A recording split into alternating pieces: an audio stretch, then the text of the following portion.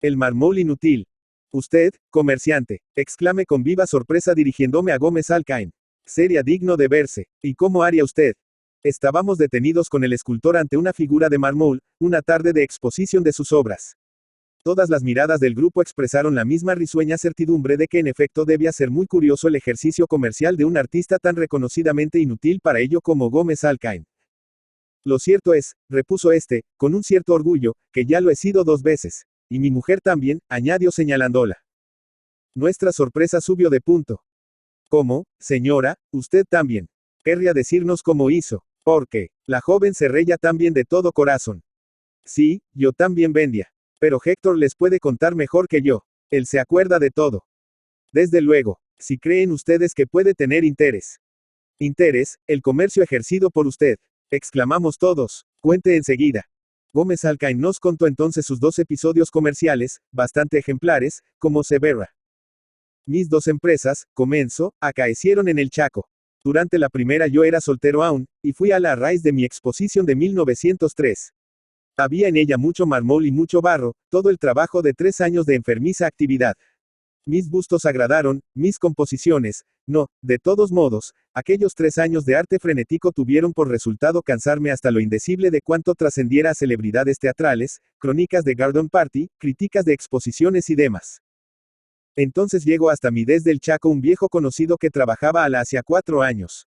El hombre aquel, un hombre entusiasta, si lo hay, me hablo de su vida libre, de sus plantaciones de algodón. Aunque preste mucha atención a lo primero, la agricultura aquella no me interesó mayormente. Pero cuando por mera curiosidad pedí datos sobre ella, perdí el resto de sentido comercial que podía quedarme. Vean ustedes cómo me planteé la especulación. Una hectárea admite 15.000 algodoneros, que producen en un buen año 3.000 kilos de algodón. El kilo de capullo se vende a 18 centavos, lo que da 540 pesos por hectárea. Como por razón de gastos 30 hectáreas pedían el primer año 6.200 pesos, me hallaría yo, al final de la primera cosecha, con 10.000 pesos de ganancia.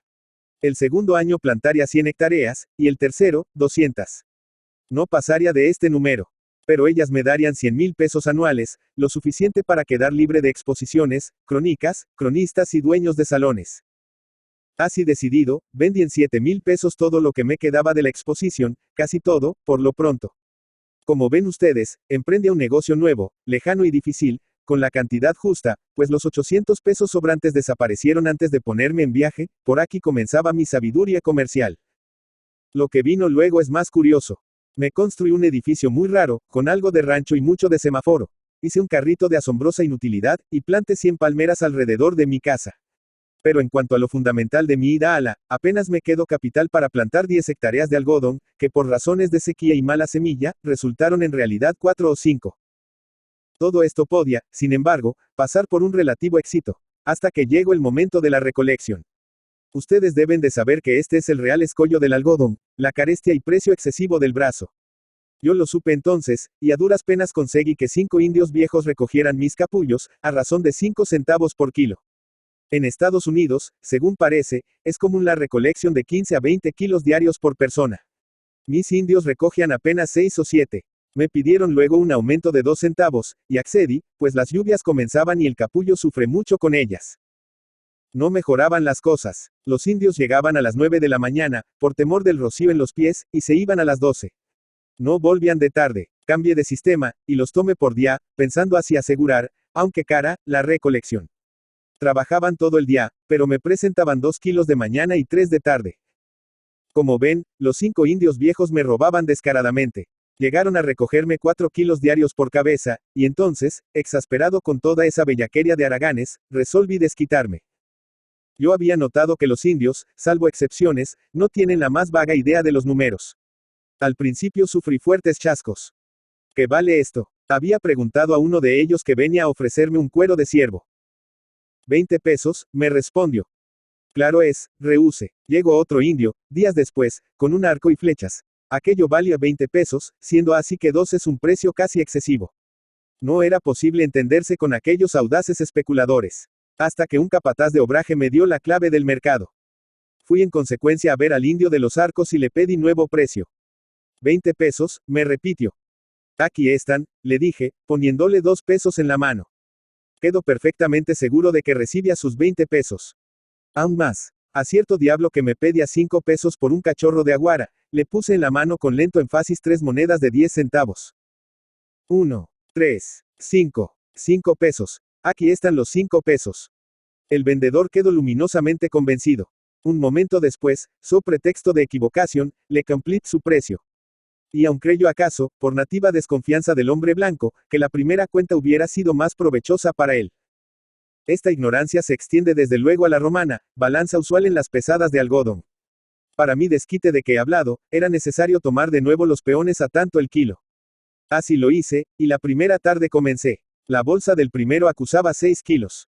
4 kilos, 28 centavos, le dije.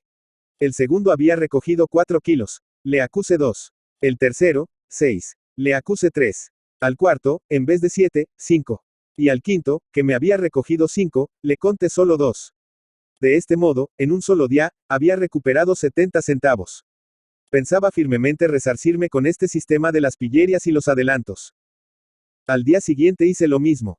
Si hay una cosa lícita, me decía yo, es lo que hago. Ellos me roban con toda conciencia, riéndose evidentemente de mí, y nada más justo que compensar con la merma de su jornal el dinero que me llevan. Pero cierto mal humor que ya había comenzado en la segunda operación, subió del todo en la tercera. Sentía honda rabia contra los indios, y en vez de aplacarse esta con mi sistema de desquite, se exasperaba más. Tanto creció este hondo disgusto, que al cuarto día acuse al primer indio el peso cabal, e hice lo mismo con el segundo. Pero la rabia crecía. Al tercer indio le aumenté 2 kilos. Al cuarto, 3, y al quinto, 8 kilos. Es que a pesar de las razones en que me apoyaba, yo estaba sencillamente robando. No obstante los justificativos que me dieran las 200 legislaciones del mundo, yo no dejaba de robar. En el fondo, mi famosa compensación no encerraba ni una pizca más del valor moral que el franco robo de los indios. De aquí mi rabia contra mí mismo.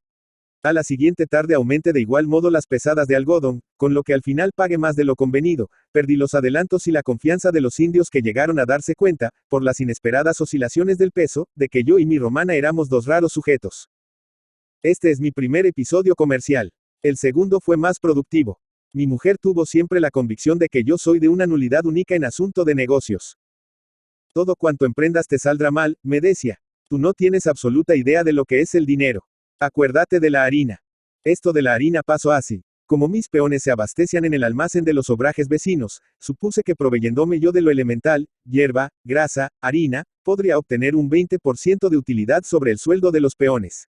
Esto es cuerdo. Pero cuando tuve los artículos en casa y comencé a vender la harina a un precio que yo recordaba de otras casas, fui muy contento a ver a mi mujer. Fíjate, le dije, vamos a ahorrar una porción de pesos con este sistema. Ya hemos ganado 40 centavos con estos kilos de harina. Me respondió ella sin mayor entusiasmo. ¿Y cuánto te cuesta la harina?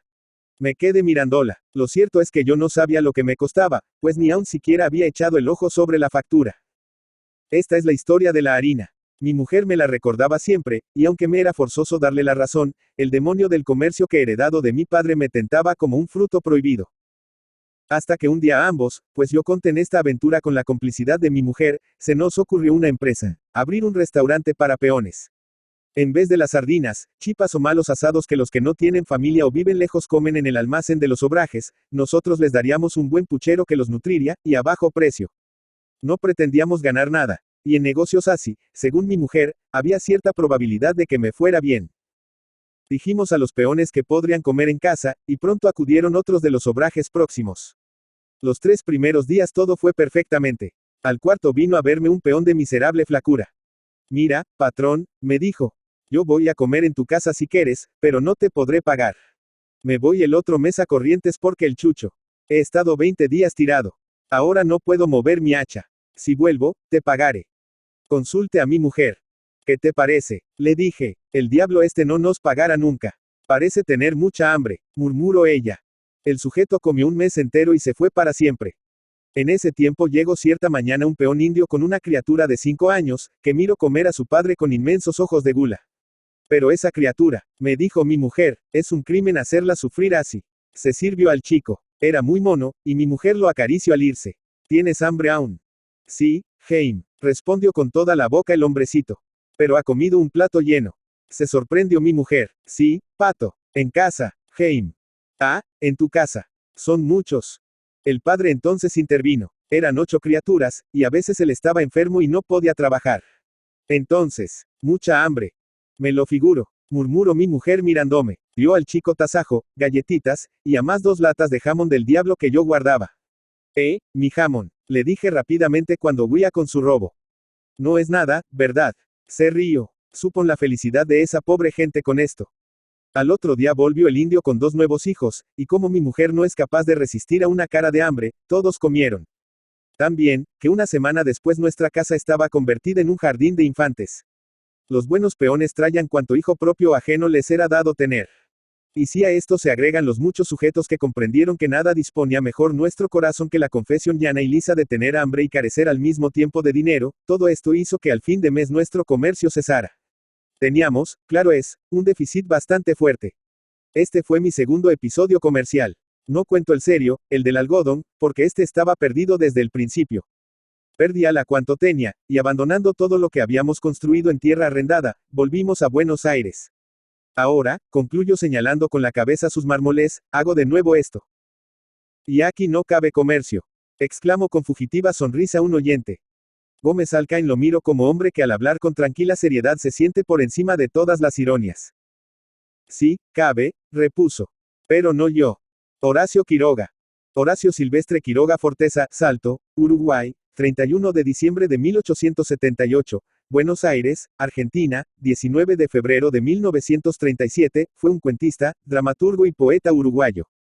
Fue el maestro del cuento latinoamericano, de prosa vivida, naturalista y modernista. Sus relatos, que a menudo retratan a la naturaleza bajo rasgos temibles y horrorosos, y como enemiga del ser humano, le valieron ser comparado con el estadounidense Edgar Allan Poe. La vida de Quiroga, marcada por la tragedia, los accidentes y los suicidios, culminó por decisión propia, cuando bebió un vaso de cianuro en el Hospital de Clínicas de la ciudad de Buenos Aires a los 58 años de edad, tras enterarse de que padecía cáncer de próstata. Seguidor de la escuela modernista fundada por Rubén Darío y obsesivo lector de Edgar Allan Poe y Guy de Maupassant, Quiroga se sintió atraído por temas que abarcaban los aspectos más extraños de la naturaleza, a menudo teñidos de horror, enfermedad y sufrimiento para los seres humanos. Muchos de sus relatos pertenecen a esta corriente, cuya obra más emblemática es la colección Cuentos de amor, de locura y de muerte. Por otra parte, se percibe en Quiroga la influencia del británico Sir Rudyard Kipling, Libro de las Tierras Vírgenes, que cristalizaría en su propio Cuentos de la Selva, delicioso ejercicio de fantasía dividido en varios relatos protagonizados por animales. Su Decálogo del perfecto cuentista, dedicado a los escritores noveles, establece ciertas contradicciones con su propia obra. Mientras que el Decálogo pregona un estilo económico y preciso, empleando pocos adjetivos, redacción natural y llana y claridad en la expresión, en muchas de sus relatos Quiroga no sigue sus propios preceptos, utilizando un lenguaje recargado, con abundantes adjetivos y un vocabulario por momentos ostentoso. Al desarrollarse aún más su particular estilo, Quiroga evolucionó hacia el retrato realista, casi siempre angustioso y desesperado, de la salvaje naturaleza que le rodeaba en Misiones. La jungla, el río, la fauna, el clima y el terreno forman el andamiaje y el decorado en que sus personajes se mueven, padecen y a menudo mueren.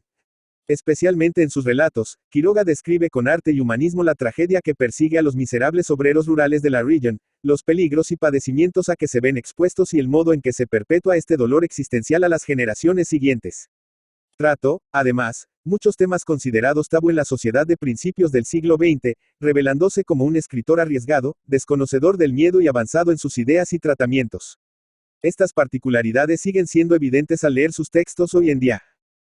Algunos estudiosos de la obra de Quiroga opinan que la fascinación con la muerte, los accidentes y la enfermedad que lo relaciona con Edgar Allan Poe y Baudelaire, se debe a la vida increíblemente trágica que le tocó en suerte. Sea esto cierto o no, en verdad Horacio Quiroga ha dejado para la posteridad algunas de las piezas más terribles, brillantes y trascendentales de la literatura hispanoamericana del siglo XX. Información extraída de la Wikipedia.